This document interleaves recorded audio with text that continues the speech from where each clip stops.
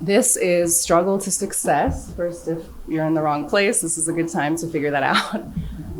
You might recognize it better from this.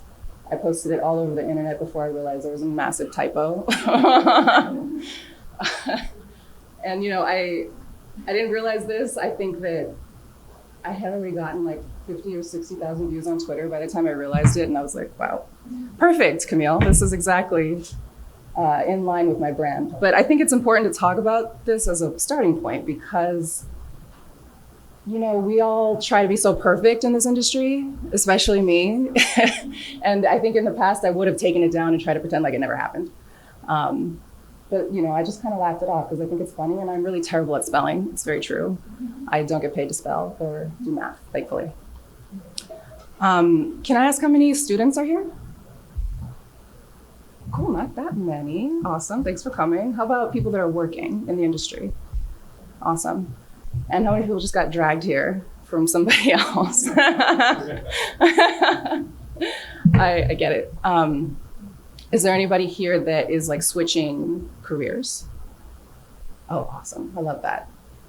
I know the feeling. I've done it a few times and I'm right there with you. My last question is anybody here that's already killing it, like just living the dream on their, Sarah, obviously, but you can leave. Okay? We don't want you here. Cool, so I'm Kamille, like I said, and this is my talk of my struggle to success. So let's see, all the housekeeping is done. So I'm a professional concept artist and visual development artist. I've worked in games and animation for a handful of years now. Some of the fancy clients that I've had in my career, some of the people that I've worked with are here today, and I'm so grateful for that. I've been really lucky to work with people that are just amazing in every way, talented and super kind. And I think that those are the two things that I look for the most when I look for jobs, so I'm very lucky. But before that, I had another life as a commercial illustrator and art director in advertising. I started my career in New York, where I cut my teeth and did a lot of, if you ever see those commercials, like for a lawnmower brand or something, and you just see like words come up like best lawnmower or like, grass, like that's the kind of stuff I was doing. And it paid the bills. There is a motto in motion design where you have reel for the meal, and that's what I was doing a lot. So that was my career, and don't get me wrong, I loved it. It was a lot of fun. I got to try so many different things. And before that, I had a few other lives. I have had almost every single job you can think of. I was working as a dog groomer for a very long time, which is not as fun as it sounds. You're washing dogs all day and they're not all cooperative, but you can't blame them. They don't want to be there any more than you do. I will say that the most vicious dog I had was a little Pomeranian. The only dog that ever bit me, poor thing. And I had huskies. I learned a lot about huskies being just the smartest dogs ever, where they would manipulate you and cry murder. If anybody has a husky, you know this. They are so smart to a fault. But they just know they're pretty, My first job was a car hop at Sonic Burger. I don't know if everybody knows that place. I did the rollerblade thing around the parking lot, serving people food. I almost died several times. And it was fun though. And I wasn't gonna mention Hometown Buffet because it's something that I don't like to talk about. But I have a very good friend that brings it up literally every time we talk because we grew up together and he just loves to rub it in my face. But when I was looking up the logo for this, I realized that they're out of business. So that's how old I am. I've been around for a while. I've even done door-to-door sales, which sounds super old-timey. And I'm not that old, but that is a job that I did. And I was selling this popcorn at like Costco's for trade shows. So I was like one of those people with this uniform, popcorn was all over me, just slinging popcorn. And for a short time when I was in college, I was a retail clerk at Victoria's Secret. I folded many, many pairs of underwear. So yeah, I was not lying that I struggled. Cool. So now I'm going to give you guys the formula. So I hope you have your notebooks. I see you all have notebooks. The formula to success. You need discipline. Everybody knows that, right? We try to find excuses for not having discipline. Life is hard. I get it. You gotta find the time to do the work. You need drive. You know, art is hard in every field. I don't understand music. I think that is something that is probably the highest form of art. But you need drive. You need to know that this is going to be a lifelong thing. Sacrifice. You're going to have a lot of sleepless nights. I like to joke because now I'm in my 30s and I sleep so much. If I don't get 8 to 10 hours of sleep, I am just not right for the week. But I didn't sleep at all in my 20s, so it kind of balances out. You need a little childhood trauma, a little bit. I think it helps. And, everybody has a little bit of like expectations that are set on them that can cause some of that. So maybe you kind of have that already prepackaged, but some special childhood trauma helps. And I have a little bit of an example of that. I apparently won this beauty pageant when I was 1 year old. My parents put me through this. You got my show mother in the corner there, my dad holding me up with a trophy, and I just look, I guess I'm doing a dance in the middle. I don't know what's happening, but this is true life, and I carry that with me everywhere I go. So again, back to my first point about pretending some things never happen, like the typos and the mistakes. These things did happen, and when I first started to try and switch careers into this industry, I remember talking to directors and trying to pretend that I was this fresh chicken when I clearly wasn't. I was like 28 years old. But I think coming from a different place, it makes your passion stronger, and it makes your story more interesting. And people like to hear vulnerability. It makes you connect with people, and I think that's really helped me once I started to own it. And I made a lot more connections that way as well. So own your trauma, guys. It's part of you, unfortunately. So we'll do a little bit of a quick bio. So I did go to art school. I don't want to set any false expectations that I'm some kind of genius, that self-taught genius that never had any instruction. I did have basic training at this school, Kamille in San Francisco.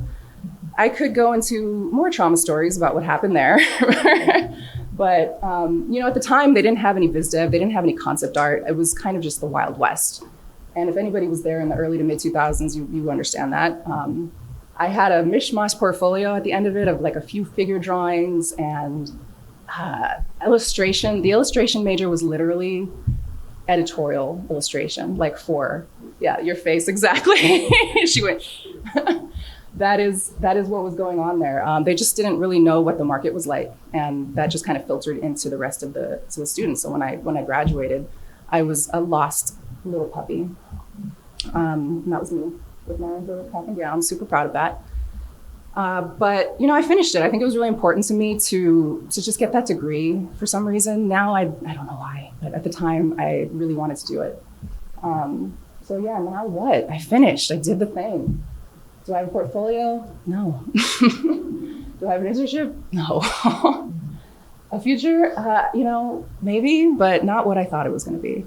I will not try to put all of the responsibility on the school. You have to take your own personal responsibility. Like, I was not focused. I didn't do a lot of research. I literally just picked the closest school to me and went there. And if they took me, I was going to go. So there is some of that. And, when you're young, you want to try everything. And I think you should. When you're in school, though, you should have a little bit of structure. And I did seek out some structure, that it just wasn't in place at the time.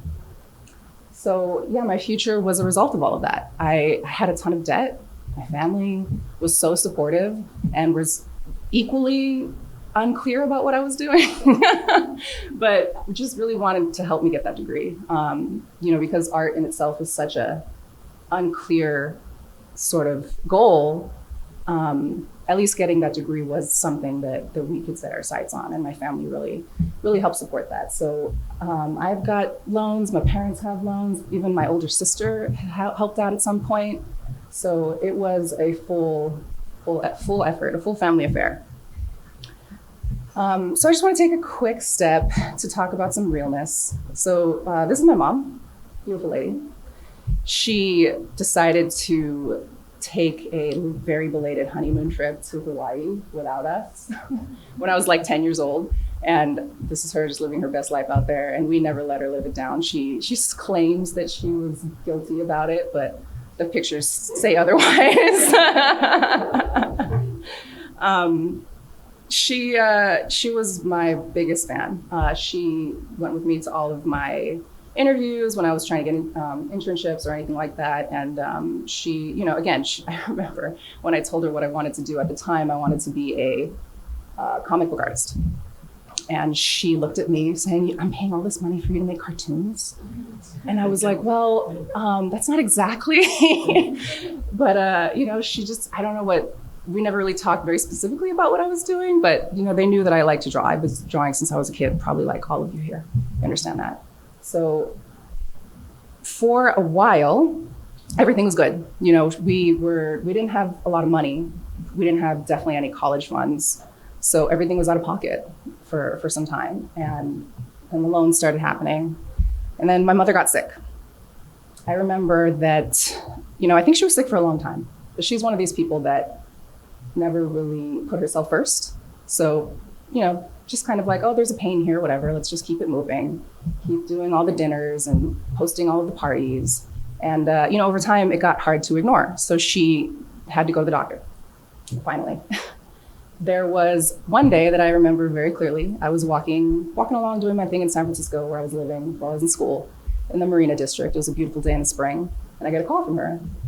We talked a lot, so it was no big deal. But, after some small talk, she told me she had news. So she had a tumor, and she was trying to sugarcoat it, saying that it was potentially benign. They were doing a lot of tests. And not to worry. She just kept saying, I don't want you to worry. But of course I knew, and I think she did too, that there were no tests. She had stage 4 pancreatic cancer.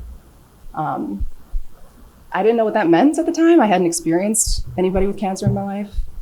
And if anybody here isn't aware, stage 4 is the last stage. There's no stage 5. She had already been told that it was metastasizing, which is another big word that I didn't know, which means it had started to spread to other organs. So I was learning a lot, and it was pretty intense. I just don't think that there's any other way to explain it if you haven't been through it, of just having just the ground pulled from under you. You're just falling. It just feels like every day you're falling. And this happened a little bit over 10 years ago now.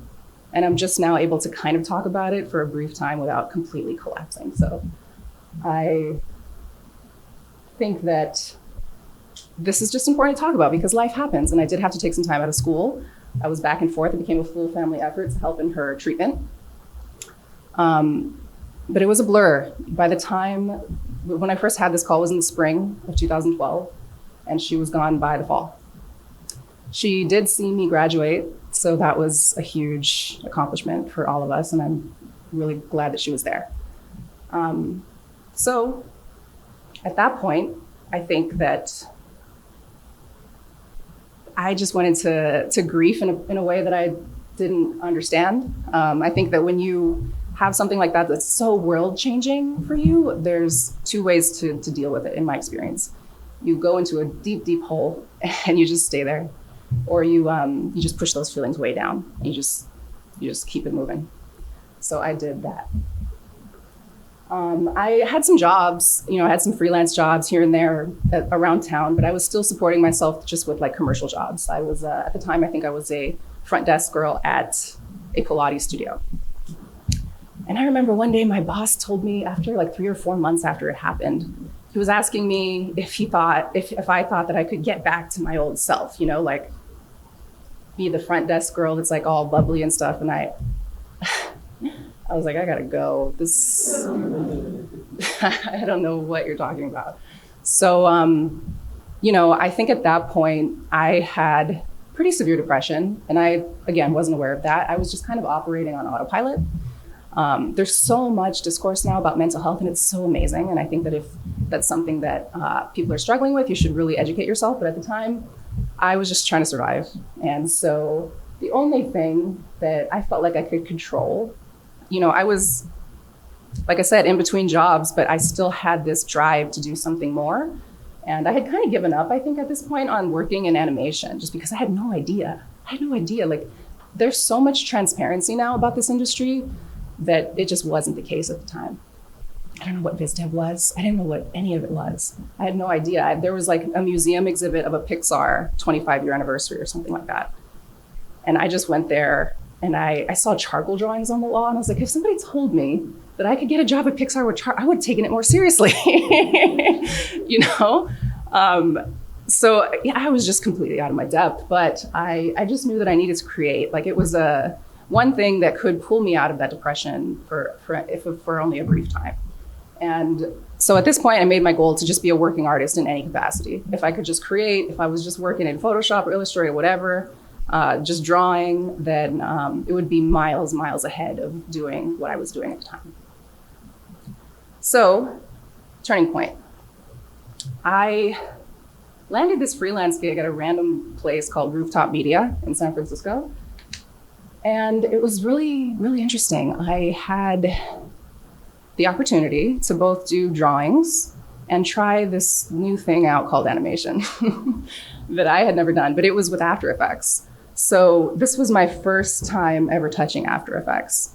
And it was this tiny little web series that I did. It may still be online somewhere, probably not, but it was paired with a comedy stand-up routine. So it was just like little vignettes that went with comedy stand-up. So I didn't make these things up on my own. These were they're cool ideas, but the bear spider thing that is still a little scary to look at, but that wasn't my idea. So yeah, it was literally just do a couple of drawings, do some wiggly lines, and that was my job. And it was so much fun. And I got this rush of like, oh, it's moving, making my drawings move. It was something that I hadn't experienced before. So I was like, cool, well, then I could learn After Effects and I could become a motion graphic artist. At the time, it was just kind of coming up in its own bubble, at the time. So I figured that I had so little education on everything else, but if I could just focus on one thing, just learning this one program, then I could make that goal happen of being a working artist in some way. And I was looking at a lot of resources from Buck and PsyOp, which are huge motion houses. You may have heard of them. If you haven't, look it up. They do incredible work. So I was like, well, I kind of want to do that. That looks cool. And if all I have to do is learn motion graphics and keep drawing, then maybe I could do that. So I needed to go back to school. I think that was very clear. And this drawing, actually, I use this as the feature illustration of this talk because it's very personal. It shows me moving across the country to New York City. I had no money, I had no funds, I had no family there. All I had was a single duffel bag. And this apartment was sight unseen. I was moving in with strangers that like friends of a friend, and I had paid them with all the money that I had, my bank account. I came there with nothing but what you see in the image. But I chose New York because it was as far away as I could get from home. And that's part of the whole pushing your feelings down thing, right? I felt like if I could just start fresh, nobody knew what I had been through, I wouldn't get all of these like sad looks all the time and be constantly reminded of my grief, that I could maybe make something happen. So I, again, went to the first school that took me. Parsons is a great school. It was between Parsons and SBA. I was like on the waiting list for SBA, and I was like, I can't wait, I just have to go. So I took the acceptance from Parsons and I went. I was literally within like 3 months of deciding. Has anybody gone to Parsons here? No? You might know it from, I was gonna say Rent the Runway, but I think that they're FIT, not Parsons. So I went there. It was a broad spectrum school. So I had this major called Design and Tech. It's the kind of major that changes depending on who the director of the school is at the time.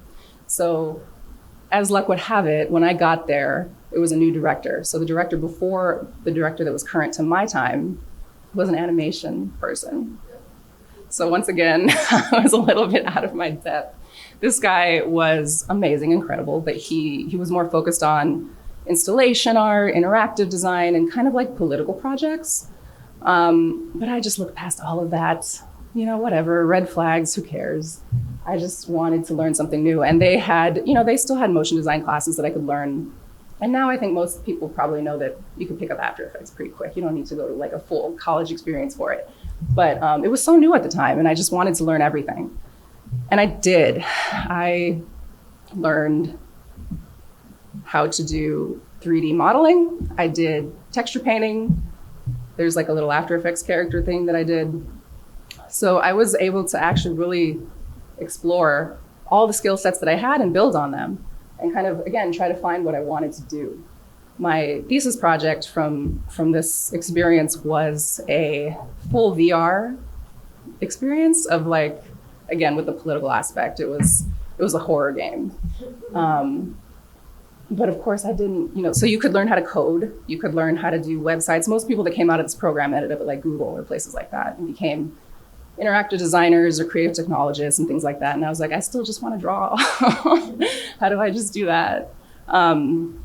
So that was a bit of a struggle. And, it was a hard time. I don't want to make this entire talk a huge downer, but while I was in school, about 6 months after my mother passed, my dog went with her. And my cousin also passed away in a motorcycle accident. So I had become very familiar with grief at the time. And it was, to be honest with you, it was really hard, but I used it as fuel, The more feelings that I had that I wasn't comfortable with, the more that I just worked. I just kept working. And that worked out for me for a while. So I want to quickly, if I can, play this, show you the fruits of my efforts. This was the last reel I ever made before I switched careers. Some stuff I did for Bleacher Report, some personal work. I don't even like sports, but I was very proud of this whole situation. I got to design some really cool stuff for Vox and work with, everything from live action plates to my own illustrated designs. I worked with so many different people, and because I was kind of a unicorn in the sense that they didn't have anybody that could draw on the team, I kind of got to do whatever I wanted. And, that was cool for a while until they just didn't know what to do with me. So that was that life. So now we're gonna get to a little bit of the meat of it, of how I actually did transfer careers. So at the time, again, I started to get that itch. So I did achieve the goal of becoming a working artist. But as we all know, there's always another goal ahead of the goal, right? And I started to become very, very unhappy. Or not, I wouldn't say unhappy, but just a little bit unfulfilled with just doing the commercial work. And I had very little time to do personal work. And I didn't even know what that meant, For when you're working so much, sometimes you kind of lose sight of that and you just become a pair of hands for the project. So that was happening. And I decided, again, I gotta change it up. I have to start figuring out where the gaps are in my work so that I can find this switch that I know that I'm longing for. So I started to do some photo studies and some illustrations on the side. I won't put you through the trauma of looking at all of my old work, but a couple of examples on the side here. Wow, sorry about that. Are paintings that I was like mushy paintings that I was doing on my own time. Just kind of like playing around. I think that I can't remember if they're on Photoshop or Procreate, but I had gone on a trip to France and decided to do some French paintings. That was before I found out about this mentorship opportunity. Shout out to my mentor, Tyler Carter, incredible guy. He put me on a wait list, of course, for 6 months before I could work with him. And in that time, I took a bunch of classes. I took the Tonko House Color and Light course on Schoolism. That course was probably worth more than my entire undergrad education. If anybody's taken it, it's still, there's nothing better. You will learn everything you need to know about the fundamentals of color and light. So that began my journey of just kind of like being more specific about what I wanted to do. It's not just about being an artist, and you have to have a bit more of a goal in mind. So I started to get interested in environments, and I realized that, I could use my struggles for one. Let me back up a bit. There's a lot of choices to make when you want to become an artist, right? Especially as you get into the specifics of what it takes to be in the industry. There's a lot of specialties. And there are some people that can do everything, and those people are not human. But I do believe that you have to pick something. And in the beginning, you can pick a lot of somethings. I think it's really important to kind of expose yourself to as much as you can so that you can figure out what's gonna, feed the soul. And things that you're gonna be good at are naturally gonna be more enjoyable, right? But everybody knows there is a time that you're gonna just suck. You're just gonna suck for years, okay? And if you don't know that, I'm sorry, I'm telling you right now. It's gonna take you about 5 years of sucking. And maybe that's just me, but that's been my experience. At some point, there is just, teachers talk about this all the time, there's a point where it just clicks. And I remember being in art school like, what is that? What am I doing? When is it gonna click? It's so annoying. I don't know what that means. But it's true. At some point, things do kind of click, and it's not as hard to look at a blank canvas. It's not as hard to look at a brief from a client. You have an idea of what you're going to do. But it does take all of those years of just kind of, throwing stuff in the trash. So just a quick brief example of my work before and after a mentorship. So you can see I've got some fundamentals now. I've got a little bit of flair, I got a little bit of dappled light happening, some color stuff happening, and a little bit of storytelling. So I started to feel like things were clicking, and having a mentor, again, I will say it was a total game changer. If anybody has not had the experience of having a personalized mentor that you work with one-on-one for an extended period, that is probably the one thing that made the biggest difference in my career in switching. Especially if you find somebody that has a career that you want so that you can follow along. You're just the little baby Padawan, following the Jedi. That's what I was trying to do. So I'm not going to go into every single thing about what you need to do to your portfolio. There's so many resources here for you to do that. And we can chat. I'm happy to look at anybody's work if you want. And there will be some opportunities for that after LightBox as well that I'll post about. But, I think that there's a lot of things that go under spoken about. Research has 3 categories, in my opinion. You have the visual research, which is just kind of like getting a broad sense of things. Like what is the world? Is it real? Is it fake? Is it here? Is it now? All of those things. And then you have the functional research, which is how do the things work? Again, real, fake, made up. But you do have to have some level of logic to your world, and that's where research comes in. And the third thing is story. Whether it's a small story, a little vignette, a little one-off piece, or if it's a bigger story where you want to hit multiple story beats, all those things are important to apply to your research. So this project was a project that I worked on in my mentorship that is about, it's a short story that I found online that I really loved. It's a poem. And I applied it to my hometown. So that's what the first painting was based on. And so from that point where you have the broad research, like I just talked about, you get more specific. So I wanted to do a car. I have the time and place of this place. I want it to be like late 70s, early 80s. So I'm looking at cars of that time. And I get even more specific about one car. I really like this AMC Pacer from 1979. And when you get really into the research, you have to be careful because you can get into a rabbit hole for months on research. An example of like maybe too much research, I was really obsessed with this detail. If you notice this red car, there is no mirror on that side. There's only a mirror on the driver's side. So I learned through research that they didn't have mirrors on both sides for a while. And yeah, right? So I could feel very like knowledgeable about how much research I did when I presented this to my mentor. And he's like, yeah, that's cool. All right, let's talk about the painting. So I did that. And then from the research, you do the concept. So you have to have your own interpretation of that research. And you have to go through many, many iterations of that. Some things will work, some things won't work. I showed that slide over there of the cars all in a grid. And there were literally some, like the bottom car on the right, it's like super, super mushy. I remember him being very nice about it. He's like, I'm glad you did it, but, and just kind of moved on. So we honed it in. I got more specific about the full turnaround. I even got to the point where when I showed this to directors, it got a good reception, but the general response was like, you did enough. Like you almost did too much. So I think that I don't regret doing that. You're not gonna know how far to go until you go too far. I think that's what I learned from this. And if you are really, really obsessed with something, it's gonna be natural. But again, that's where I think having that feedback loop is really important, whether it's with a mentor, with a community of people that you trust. You can't do things in a vacuum. And I think that this is a clear representation of that, of the work that I was doing before when I was in a vacuum and when I wasn't in a vacuum. You're putting yourself out there. I know it's hard, it's emotional, but that's the only way that you're gonna grow.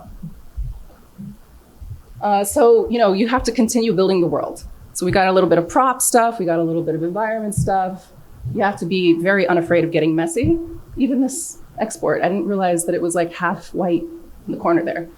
So, there is a lot of stuff that you're gonna have to do that's gonna throw away, but I knew that there was gonna be a hero house in this world, for example. So I did a lot of lineups of what this house would look like in the world, treating it kind of like a character and just approaching it in a very design-specific way.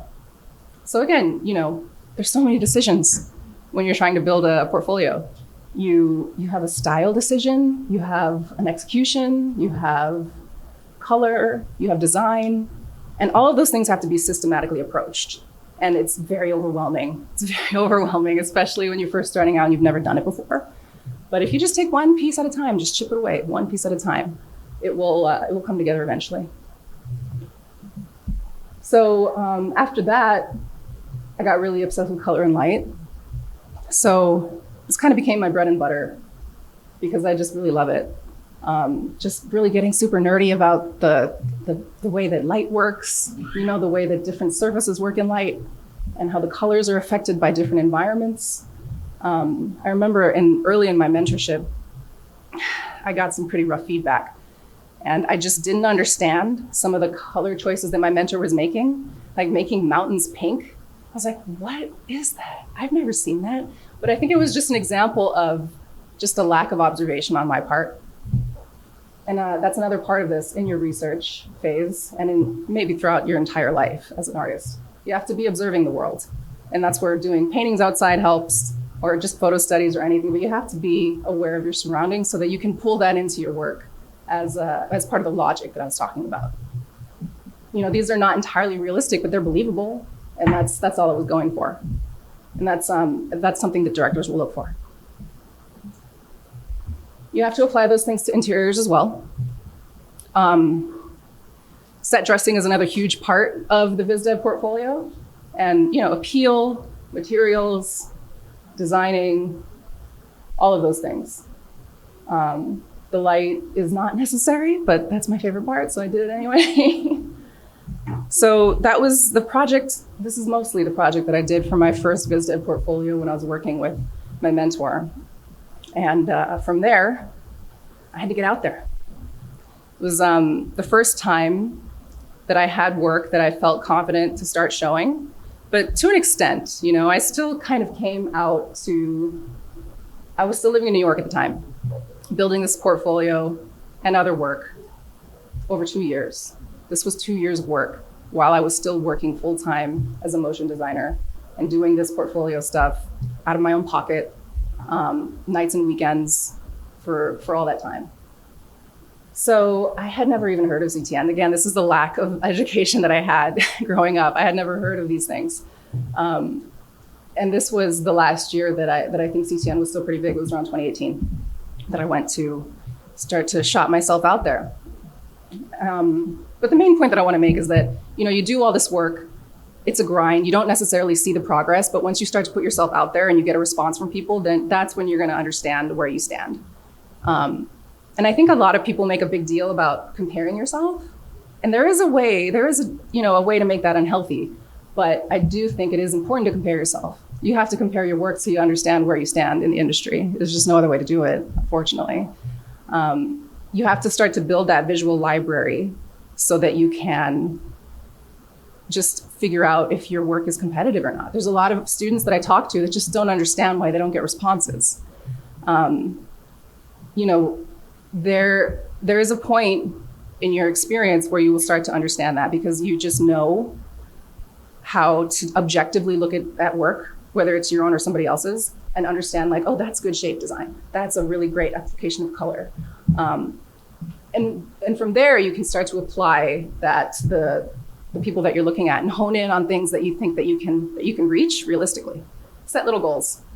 We're not going to be Craig Mullins. I'm going to tell you right now. We're just never going to get there.